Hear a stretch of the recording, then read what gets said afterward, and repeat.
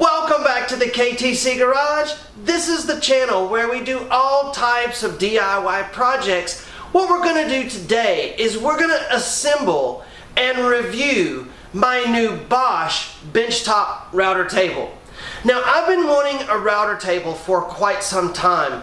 I looked into building one and the costs were almost as much as just purchasing one. And even purchasing just the top itself sometimes was $200 and $300.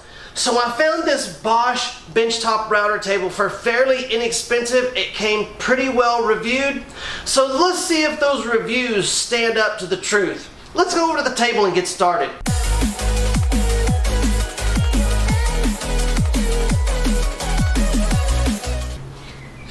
Seems to be packaged really well. This top plate seems really nice. You know, I could not have haggled together out of just scrap one for even close to what I got this one for. These, I think, are some spacers in case you're doing some jointing and you want to make the edge of a board flat. You can put this on one side of the fence, I'll show y'all, and run it across the router and you'll end up with a flat edge on your boards. One of the reasons why I went with this one, I need to do jointing.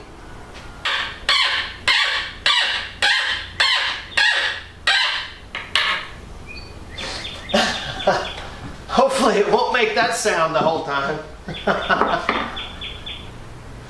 And I will be editing how ridiculously long this part is taking me out of the video. Ah, come on. Let me grab a 3/8 nut driver out of here. Guys, I bought this DeWalt nut driver set about 6 months ago. It has been fantastic. Never thought I would use it as much as I do.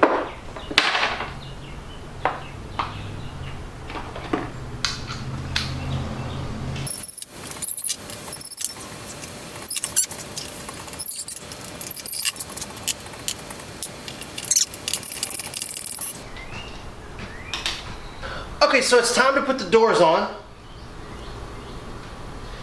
And they have this designed really well. All of the holes line up perfectly.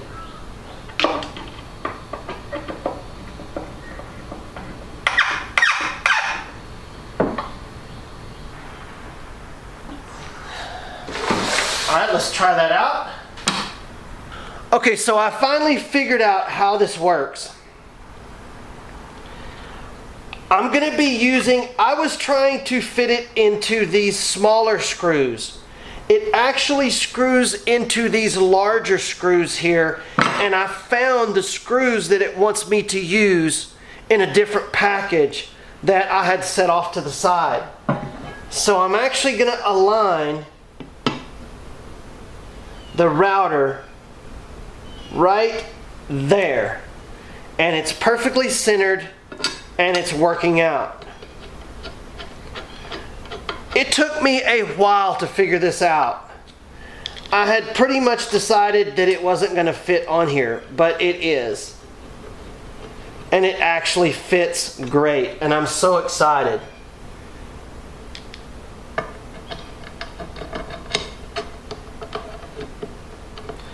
And strangely enough, it uses 3 screws to hold it on with and not 4.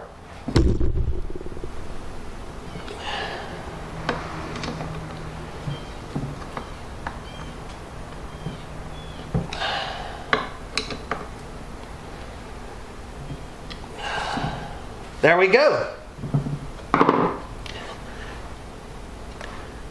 And the router is mounted. And for the first time, we will be mounting the router to the base. Really cool. Alright, that's in right.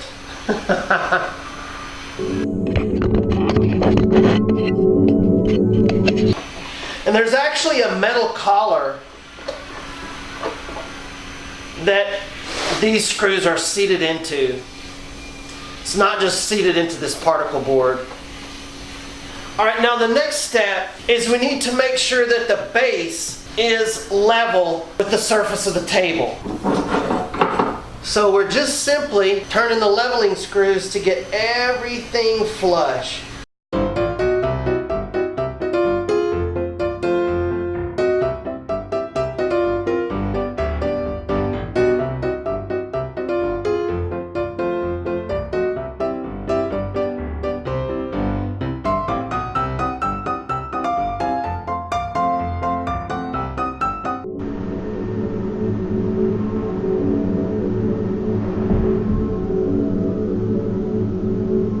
I'm going to call it good. Alright, now attaching the fence. And like that.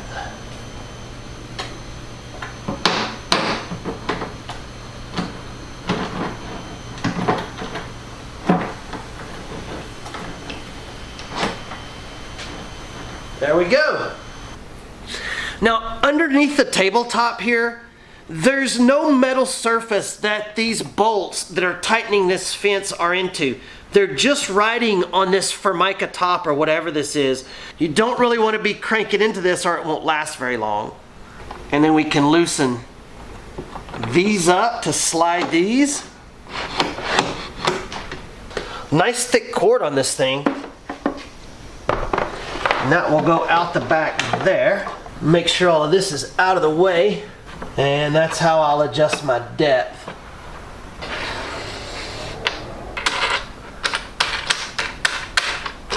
And there's your feather board for this side. So for this system, you can just put your washer and your nut on there. And then what's going to happen is this little spacer is going to go like that and into the fence. Like that. Yeah, that took me forever to figure that out.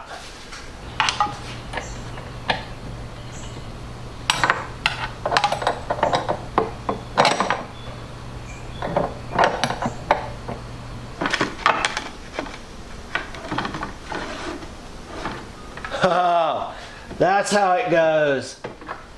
That makes way more sense. And the straight edge on the left side needs to line up with the bit. Now, as I run a board through here, it's going to clean the edge off and the edge is going to run right along this new set distance. And this whole back piece is what's going to get taken off. So I think that's how you set it up to joint boards. That's the main reason I got this, was to use it for jointing, for connecting two pieces of wood together. Hey Dad. Yeah, buddy. I forgot that I had another injury from yesterday. Oh, you do? Yeah. Do you know the gun that we were messing with was Kate's pistol? Uh-huh. Well, I went to cock it back, and that got in the way, and it. Yeah. That happens a lot. It hurt. With the slide, huh? It hurt. Yeah. I didn't want to tell you because then I would be a little. Pee.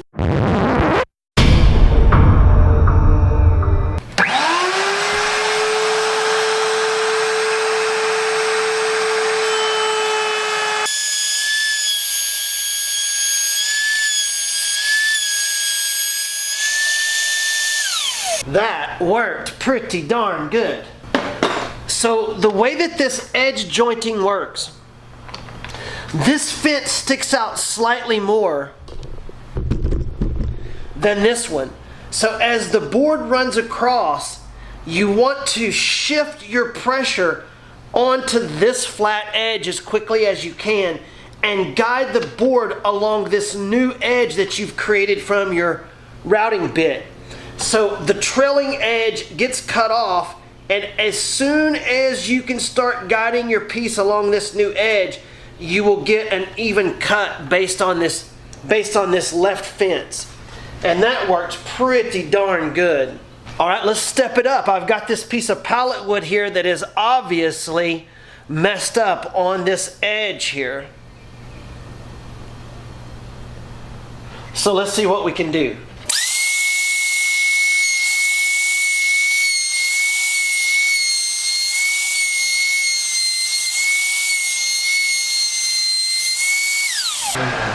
Look at that. I have the ability to joint boards now. Ha ha ha! Ha ha ha! How cool is that? Oh, that's awesome!